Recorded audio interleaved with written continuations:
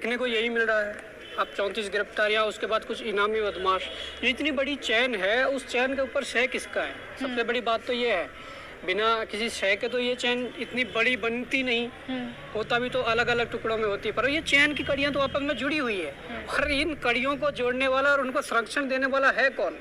वही तो बड़े मगरमच्छ जैसे उदाहरण दे रहे हैं, या वही सफेद पोस्ट जिनकी बात हो रही है, वही लोग हैं। तो उनको जब सामने लाया जाएगा, या हमारी सरकार या एसटीएफ उनके नाम। कितनी जांचें बैठाएंगी? दोनों से सवाल है, ऐसी कितनी जांचें बैठाई जाएंगी? सहकारिता में भी जांच बैठाई गई थी, अब तक कोई परिणाम सामने नहीं आया। कुछ दिन थोड़ी खटर पटर लगी थी, लेकिन उसके बाद कोई जांच का परिणाम नहीं आया। क्या हो रही है उस? देखिए, जांच क्या होता है कि हमारे लाल बहादुर शास्त्री जी जो है, वो पहले जब रेल मंत्री थे, रेल दुर्घटना हुई, उन्होंने नैतिकता के आधार पर त्यागपत्र दिया।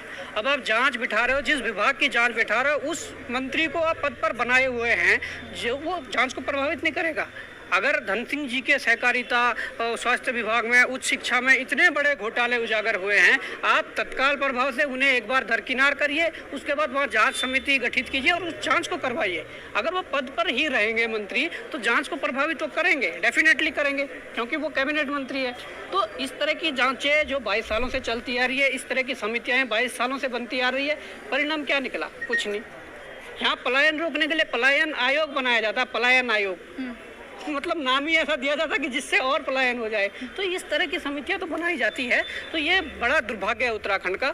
इसमें मैं कह देना चाहता हूं कि ये जो जांचें हैं, जिस पर भी आरोप प्रत्यारोप लगते हैं, उनको दरकिनार करके ऐसी जांचें करनी चाहिए।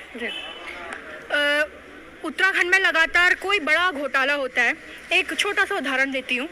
बड़े से बड़ा घोटाला होता है, बहुत समय उसका नाम चलता है, मीडिया में आता है, अखबारों में आता है, नेशनल न्यूज़ तक बनता है, बड़ी बड़ी हेडलाइंस आती हैं, जांच एजेंसियां बैठा दी जाती हैं। उसके बाद परिणाम ये निकलता है, जिस समय रिपोर्ट पेश करने की बारी आती है, ना वो रिपोर्ट होती है, ना वो जांच एजेंसियां होती है।